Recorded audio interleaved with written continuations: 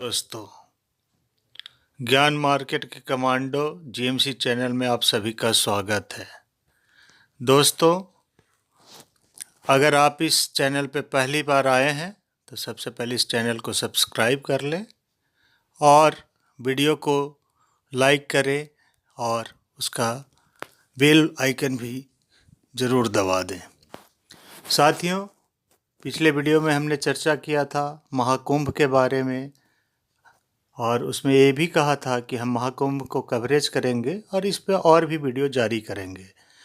तो उसी सिलसिले को जारी रखते हुए दोस्तों, हम आज महाकुंभ के हिस्सा 1 कब महाकुंभ शुरू हुआ, कैसे हुआ और पुराने ज़माने में कुंभ कैसे लगते थे, उसके बारे में हम थोड़ी सी चर्चा करेंगे। तो चले दोस्तों, आज महाकुंभ के हिस्सा 1 में हम चर्चा करते हैं पुराने ज़माने अकबर के टाइम की बातें करेंगे दोस्तों, कि उस समय कुंभ कैसे लगता था और क्या क्या चीज़ें थी उस टाइम। साथियों, साल 1567 की बात है। प्रयाग से करीब 55 किलोमीटर दूर कड़ा के सरदार अली कुली खां ने बगावत कर दी। विद्रोह कुचलने के लिए अकबर सेना के साथ कड़ा पहुंच गए। दोनों के बीच भयंकर युद्ध हुआ। अली कुली मारा गया। जीत के बाद अकबर प्रयाग पहुंचे और 2 दिनों तक वहां रहे। संगम का इलाका अकबर को इतना भाया कि उन्होंने वहां किला बनाने की ठान ली। 8 साल बाद यानी 1575 में अकबर फिर प्रयाग पहुंचे। उन्होंने संगम पर एक विशाल किला बनवाया और शाही नगर की नींव रखी। नाम रखा इलाहाबाद, इलाहाबास। इलाहाबास यानी ईश्वर के रहने का स्थान। धार्मिक चर्चा के लिए उन्हें इबादत खाना भी बनवाया। इस बीच पुर्तगाल सरकार को पता चला कि अकबर प्रयाग पहुंचे हैं। पुर्तगाल का पास्टर सालों से अकबर के दरबार में आता जाता था। उसे भरोसा था कि अकबर इस्लाम धर्म छोड़कर ईसाई बन जाएंगे। उसने पुर्तगाल सरकार को चिट्ठी भी भेजी कि मिशनरी बेदेंती को भारत भेजा जाए। बेदेंती पुर्तगाल का मशहूर पास्टर था और धर्म परिवर्तन कराने में माहिर था। तब प्रयाग में दोस्तों कुंभ लगा हुआ था। एक तरफ लाखों हिंदू संगम में डुबकी लगाने जा रहे थे तो दूसरी तरफ इबादत खाने में ईसाई प्रचारक अकबर का धर्म बदलवाने में जुटे थे।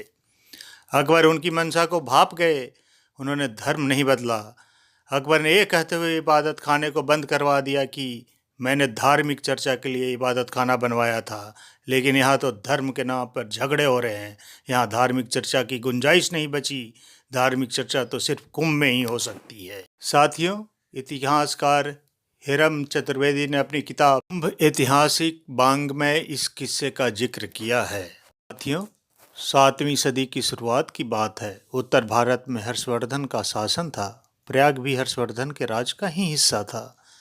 उस दौरान चीनी यात्री ह्वेनसांग भारत आए। 643 ईस्वी में वे हर्षवर्धन के साथ प्रयाग पहुँचे। प्रयाग को उन्होंने चीनी भाषा में पोलियो किया कहा। ह्वेनसांग अपने संस्मरण में लिखते हैं, 2 नदियों गंगा और यमुना के बीच प्रयाग है। यहाँ बहुत सारे फलदार वृक्ष हैं। हिंदू देवी देवताओं के मंदिर हैं। हर जगह रेत ही रेत दिखती है। जिस जगह दोनों नदियाँ मिलती हैं, यहाँ के लोग उसे महादान भूमि कहते हैं। गंगा के उत्तरी तट पर हर्षवर्धन का शिविर लगा था। सुबह हर्षवर्धन सैनिकों के साथ जलपोत से महादान भूमि पहुँचे। मैं भी उनके साथ था। कई देशों के राजा इंतजार कर रहे थे। साधु संत, गरीब, रोगी, विधवा और हर तरह के लोग वहाँ मौजूद थे। साथियों, ह्वेनसांग लिखते हैं, हर्षवर्धन ने सबसे पहले महादान भूमि के भीतर बनी एक झोपड़ी में बुद्ध की मूर्ति स्थापित की, उसका श्रृंगार किया और बहुमूल्य रत्न चढ़ाए। तरह तरह के वाद्यंत्र बजाए गए। राजा ने कपड़े, रत्न और भोजन लोगों के बीच बांटे। दूसरे दिन उन्होंने सूर्य की मूर्ति और तीसरे दिन बाबा भोलेनाथ महादेव की मूर्ति स्थापित की। चौथे दिन बौद्ध भिक्षुओं को सोने के सिक्के बांटे। इसके बाद साधु संतों को बहुमूल्य रत्न दिए। फिर विधवा, अनाथ और रोगियों को दान दिया। इस तरह लगातार 74 दिनों तक हर्षवर्धन दान करते रहे। उन्होंने पूरा खजाना खाली कर दिया, अंत में अपना मुकुट भी दान कर दिया। साथियों, इतिहासकार हिरम चतुर्वेदी बताते हैं, हर्षवर्धन हर 6 साल बाद संगम आते और सब कुछ लुटाकर चले जाते। तब बड़ी संख्या में लोग वहाँ स्नान दान के लिए जुटते थे। उस वक्त के इतिहास में कुंभ शब्द का जिक्र नहीं है, लेकिन जिस तरह से इंसान कहानी बताते हैं वो इस बात का प्रमाण है कि हर्षवर्धन कुंभ या अर्ध कुंभ के दौरान प्रयाग आते थे। नाथ पंथ और गुरु गोरक्षनाथ किताब में भी हर्षवर्धन के कुंभ में शामिल होने का जिक्र मिलता है।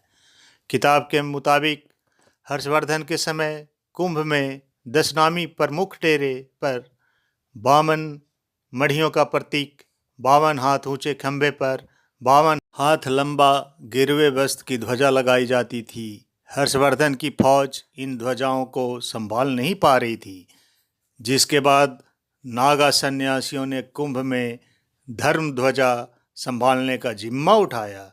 दोस्तों, यही मूल बात है कि नागा साधुओं की एंट्री हो रही है और वो लोग ध्वजा जो धर्म की है उसका जिम्मा उठा लिए हैं उसके शासनकाल में। साथियों, उसी समय से नागा सन्यासी परंपरा में धर्म ध्वजा फहराने का प्रचलन है। लोग भूखे रहकर संगम किनारे प्राण त्यागते थे ताकि उनको स्वर्ग मिले। ह्वेनसांग लिखते हैं, हर्षवर्धन के महादान के दौरान सैकड़ों लोग संगम में स्नान करते थे। कई लोग लंबे समय तक भूखे रहते थे ताकि उस पवित्र जगह पर उनकी मृत्यु हो सके। कई लोग 7 दिनों तक चावल का एक खाना खाकर रहते थे। उनका मानना था कि संगम तट पर प्राण त्यागने से स्वर्ग मिलेगा और पापों से मुक्ति मिलेगी। साथियों, कुंभ किस्सा 1 का वीडियो यहीं पे हम रोकते हैं। इसके आगे की जानकारी हम अगले वीडियो में जारी करेंगे। दोस्तों, इसी बीच अगर आपको मौका मिलता है तो महाकुंभ जाकर ज़रूर स्नान करें और आप भी पापों से मुक्ति के लिए स्वर्ग की रास्ता को तलाशें। साथियों, आपको ये वीडियो कैसा लगा हमारे कमेंट बॉक्स में जाकर कमेंट ज़रूर लिखें और साथ में आप ये भी लिख सकते हैं कि आपको किस तरह का वीडियो चाहिए, मैं उस पर भी वीडियो बनाऊंगा। तो दोस्तों, कुंभ का किस्सा 1 का वीडियो यहीं पे रोकते हैं और अगला वीडियो को आप इंतज़ार करिएगा, हम जल्द ही जारी करेंगे। साथियों, इस महाकुंभ किस्से की सामग्री के लिए दैनिक भास्कर का बहुत आभार। धन्यवाद।